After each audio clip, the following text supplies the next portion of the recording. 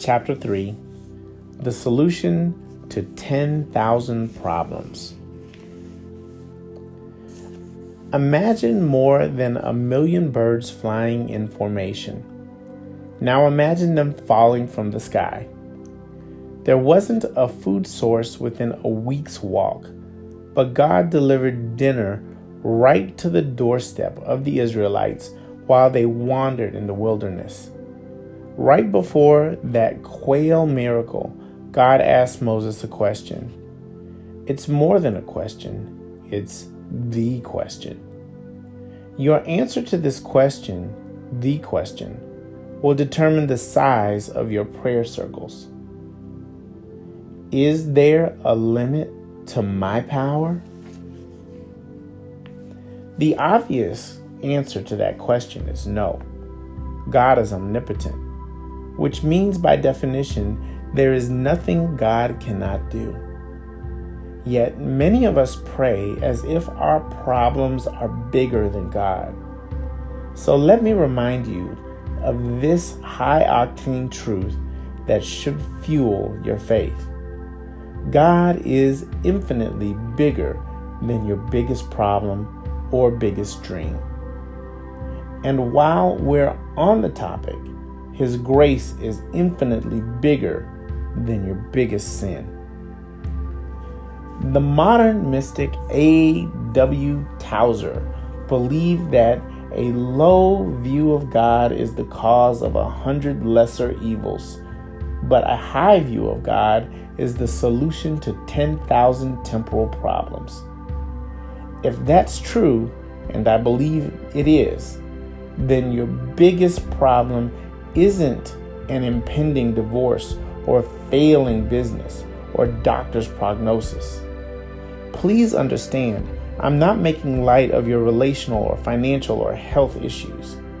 I certainly don't want to minimize the overwhelming challenges you may be facing.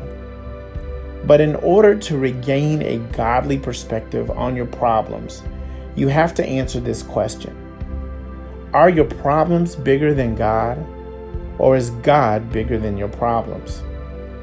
Our biggest problem is our small view of God. That is the cause of all lesser evils.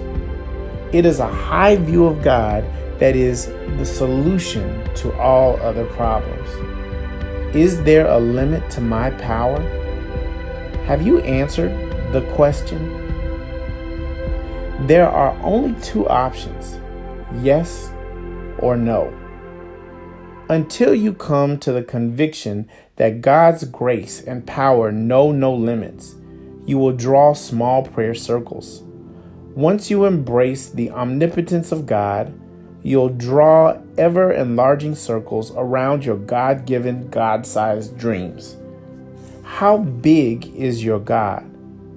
Is He big enough to heal your marriage or heal your child? Is He bigger than a positive MRI or a negative evaluation? Is He bigger than your secret sin or secret dream? Sizing up God. Moses was perplexed that God would promise to provide meat for the Israelites not just for a day or a week, but for a month. It didn't add up. But at that critical juncture, when Moses had to decide whether or not to circle the promise, God posed the question. Is there a limit to my power? When God prompted me to pray for a $2 million miracle, I had to answer the question. It seemed like an impossible promise to me, but to the God who can provide 105 million quail out of nowhere, what's $2 million? The size of prayers depends on the size of our God. And if God knows no limits, then neither should our prayers. God exists outside of the 4 space-time dimensions He created. we should pray that way. It reminds me of the man who was sizing up God by asking, God, how long is 1,000,000 years to you? God said, 1,000,000 years is like a second. Then the man asked, how much is $1,000,000 to you? And God said, $1,000,000 is like a penny. The man smiled and said, could you spare a penny? God smiled back and said, sure, just wait a second. With God, there is no big or small, easy or difficult, possible or impossible. This is difficult to comprehend because all we've ever known are the 4 dimensions we were born into. But God is not subject to the natural laws He instituted. He has no beginning and no end. To the infinite, all finites are equal. Even our hardest prayers are easy for the omnipotent one to answer because there is no degree of difficulty. If you're like me, you tend to use bigger words for bigger requests. You pull out your best vocabulary words for your biggest prayers as if God's answer depends on the correct combination of words. Trust me, it doesn't matter how long or how loud you pray, it comes down to your answer to the question, is there a limit to my power? With God, it's never an issue of can He, it's only a question of will He. And while you don't always know if He will, you know He can. And because you know He can, you can pray with holy confidence. Warts. I answered the question when I was 13 years old, or maybe I should say the question was answered for me. Our family visited a new church one Sunday, and a prayer team from that church showed up unannounced at our front door on Monday. The doorbell caught us a little off guard. So did their faith. After introducing themselves, they simply asked if we needed prayer for anything. At that point in my life, I struggled with asthma, severe asthma. I was hospitalized 6 times during my preteen years. So we asked them to ask God to heal me. That prayer team formed a prayer circle around me and laid their hands on my head. It made me feel a little uncomfortable, but I had never heard anyone pray with that much intensity. They prayed as if they believed. Then they left. Sometime between falling asleep that night and waking up the next morning, God did a miracle. But it wasn't the miracle I expected. God answered that prayer, but it wasn't the answer I anticipated. I still had asthma the next morning, but every wart on my feet was gone. No kidding. At first I wondered if God misinterpreted the prayer, or maybe this was some kind of prayer joke.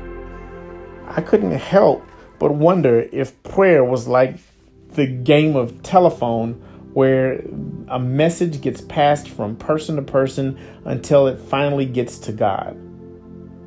Maybe somewhere between here and heaven, asthma got translated into warts. Or maybe there was someone with warts who was breathing great that day because they got my answer while I got theirs. That's when I heard the still small voice of the Holy Spirit for the first time in my life. Please understand that spirit whisperers are few and far between, but those whispers echo forever. The Spirit said to my spirit, Mark, I just want you to know that I am able. Like the day after the day that God sent rain in answer to Honi's prayer, it was hard not to believe the next day. Once you experience a miracle, there is no turning back. It is difficult to doubt God. I wonder if that was how Moses was able to circle the impossible promise of meat to eat. God had already sent manna. God had already parted the Red Sea. God had already performed 10 miraculous signs and delivered Israel out of Egypt. How can you not believe when God has proven himself over and over again? One footnote. This question, is there a limit to my power, is translated differently in different versions of the Bible. One version reads, is the Lord's arm too short? Another translation reads, is the Lord's hand waxed short? In both instances, the hand or arm of the Lord is referenced as a metaphor for God's power.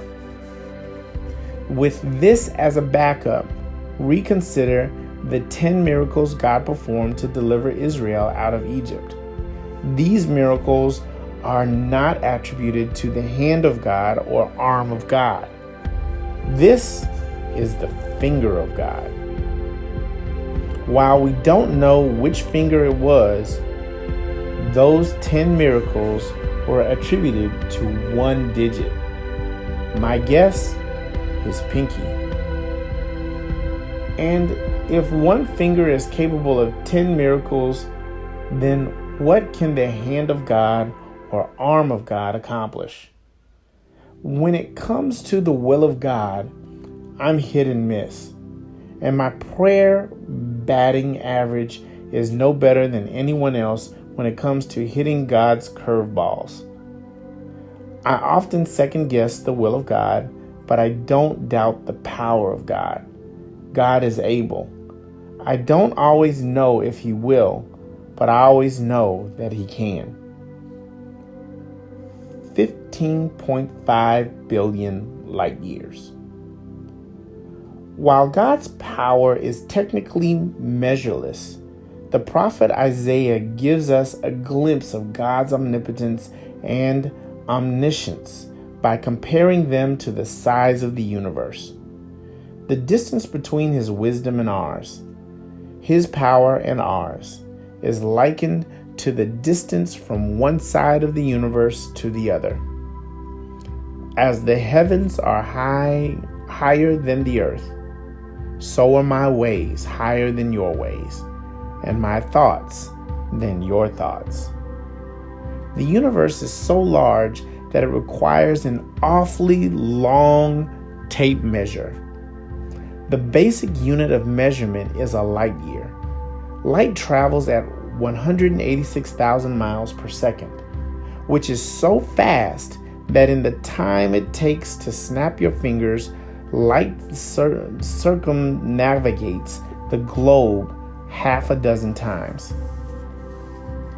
To put the speed of light and size of the universe into perspective, the sun is 94.4 million miles away from the Earth at its farthest distance from us.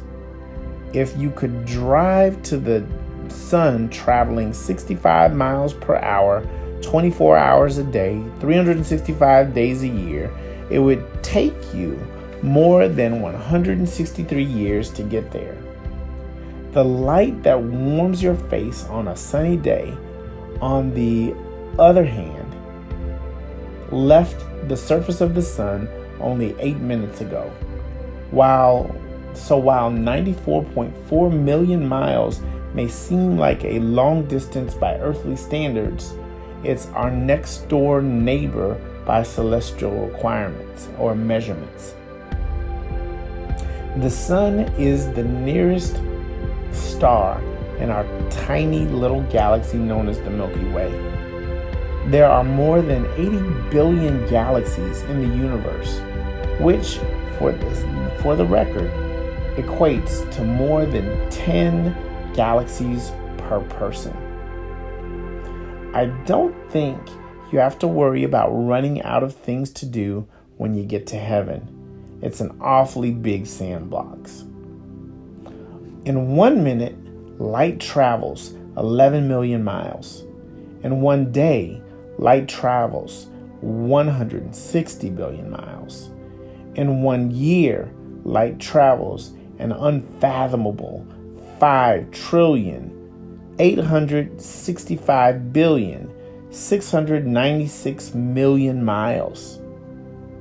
But that's just 1 light year. The outer edge of the universe, according to astrophysicists, is 15.5 billion light years away. If that seems incomprehensible, it's because it's virtually unimaginable. Yet God says that this is the distance between His thoughts and our thoughts. So here's my thought. Your best thought on your best day falls 15.5 billion light years short of how great and how good God really is. Even the most brilliant among us underestimate God by 15.5 billion light years. God is able to do 15.5 billion light years beyond what you can ask or imagine. By definition, a big dream is a dream that is bigger than you. In other words, it's beyond your human ability to accomplish. And this means there will be moments when you doubt yourself. That's normal. But that's when you need to remind yourself that your dream isn't bigger than God. God is 15.5 billion years bigger than your dream. If you never had a God-sized dream that scared you half to death, then you haven't really come to life. If you've never been overwhelmed by the impossibility of your plans, then your God is too small. If your vision isn't perplexingly impossible, then you need to expand the radiuses of your prayer circles. Qualified versus called. A big dream is simultaneously the best feeling and worst feeling in the world. It's exhilarating because it's beyond your ability. It's frightening for the exact same reason. So if you're going to dream big, you have to manage the emotional tension. Facing your fears is the beginning of the battle. Then you have to circle them over and over again. Have you ever felt like your dream was too big for you? Moses felt that way more than once. When God called him to lead the Israelites out of Egypt, Moses felt like it was too big. He felt like he wasn't qualified. So he asked God to send someone else to do it. That is par for the course. In my experience, you'll never feel qualified. But God doesn't call the qualified. God qualifies the called. I wasn't qualified to pastor National Community Church. The only thing I had on my resume was a 9-week summer internship. We had no business going into the coffee house business. No one on our team had ever worked in a coffee house when we started pursuing that dream. But it doesn't matter if you qualify for the loan, qualify for the job, or qualify for the program. If God has called you, you're qualified. The issue is never, are you qualified? The issue is always, are you called? I make this distinction between qualified and called with aspiring writers all the time. Too many authors worry about whether or not their book will get published. That isn't the question. The question is this: are you called to write? That's the only question you need to answer. If the answer is yes, then you need to write the book as an act of obedience. It doesn't matter whether anyone reads it or not. I remember the day I walked into Union Station to inquire about renting the movie theaters for our Sunday services. I felt intimidated by the opportunity. It seemed too good. It seemed too big. We were a church of only 50 people at that point, and Union Station was the most visited destination in Washington, D.C. How could 50 people hold services in a place where 25 million people pass through every year? We barely filled a large living room. How could we fill what was once the largest room under a single roof in the world? The dream was too big for me, but it's never too big for God. And what seemed too big then eventually became too small to contain what God was doing in us and through us. If you want to keep growing spiritually, you need to keep stretching. How? By going after dreams that are bigger than you are. When NCC was a church of only 50 people, we took a huge step of faith by hosting a Convoy of Hope outreach that fed 5,000 people. We knew it required 400 volunteers. We knew we only had 50 people, but we felt that God was calling us to go for it. A few years ago, we hosted another Convoy of Hope at RFK Stadium. This time, we fed 10,000 guests.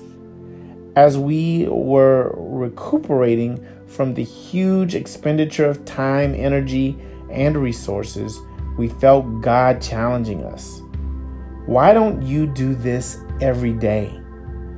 To be honest, we were pretty satisfied with doing it once a year, but God upped the ante. Now our dream is a dream center in Southeast DC that services as a need meeting machine 24/7. It's beyond our ability, but that is why we believe God will bless it. Moses Complex. Bill Grove had a big dream. He also had a self-described Moses Complex. His big dream was to be the general manager of the TPC Scottsdale, the PGA's flagship golf course of the West. But that dream seemed too big for the former golf pro. Like Moses, Bill had a hard time believing he was qualified to manage the Golf Week magazine called one of the America's best courses. Bill doubted himself, but he didn't doubt God. He circled that dream for more than a decade. The defining moment was the Wednesday evening after the prayer circle at their church, when Bill and his wife Debbie and their 8-year-old daughter Casey drove to the TPC Scottsdale and pulled into the parking lot. They joined hands and circled the clubhouse like it was Jericho. 7 times they circled it. The diners in the clubhouse restaurant gave them a few strange looks, but Bill and Debbie and Casey kept circling. They prayed for God's favor. They prayed for God's glory, and they prayed for God's will. With each circle, it was like God got bigger and bigger. With each circle, self-doubt shrunk and a holy confidence grew. With each circle, a prayer battle was won. Not long after drawing that prayer circle, God got his dream job as general manager of the TPC Scottsdale. And God has been answering Bill's prayer for the 17 years he has been in that capacity. TPC Scottsdale now plays host to the largest PGA tournament in the country, and it has been named one of the top 50 golf resort destinations in the world by Condé Nast Traveler, one of the premier traveling magazines. And while you would have to discover it on your own because Bill is too humble to mention it, Bill has been recognized for his achievements by the Southwest Section PGA with one of the highest honors, Golf Professional of the Year. Bill is the first to give God all of the glory for his personal and professional achievements. They aren't a testimony to Bill Grove. They are a testament to what God can achieve through a humble servant who dares to dream big dreams and hold bold prayers and pray bold prayers. A letter to God. Now let me retrace this circle a little farther back. Sometimes when you hear answers to prayer that others have experienced, it can be discouraging instead of encouraging, because you wonder why God has answered their prayers but not yours. But let me remind you that these answers have rarely happened as quickly or easily as they sound. There is usually a backstory. So we are quick to celebrate the answer to prayer, but the answer probably didn't come quickly. I've never met a person who didn't experience some big disappointments on the way to his or her big dream. Bill would never have gotten his big dream if he hadn't lost his job of 11 years as the head professional at a private golf club in 1985. It was a devastating blow to his ego, even though he lost the job for righteous reasons. When Bill would not agree to an unfair business deal, his plan went out the window, along with his job. Bill was so afraid and so desperate that he fell on his knees in the shower one night and cried out for mercy. He prayed the only promise he could remember. Casting all your care upon him, he careth for you. Bill said, I went from walking into a shower feeling like I was carrying 500 pounds to leaving that shower feeling as though I had the strength to lift 500 pounds. Sometimes the power of prayer is the power to carry on. It doesn't always change your circumstances, but it gives you the strength to walk through them. When you pray through, the burden is taken off of your shoulders and put on the shoulders of him who carried the cross to Calvary. After Bill had worked odd jobs as a golf pro for 6 years, he and Debbie threw up their arms and got back on their knees because they weren't any closer to their dream than they had been a decade before. That's when they decided to write a letter to God. They posted that letter on their refrigerator, and every time they walked by the refrigerator, they praised God, Jericho style, for the job that he was going to provide. Over the next decade, one job led to another until Bill landed his dream job as general manager at TPC Scottsdale. It hadn't happened overnight, but it did happen. Every time they needed to sell an old house or get a new job, Bill and Debbie wrote a letter to God and posted it on their refrigerator. It was their unique way of circling their situation in prayer. They didn't always get what they wanted when they wanted it. Sometimes it felt like God was taking his time, and he was. But God never misses his postmark.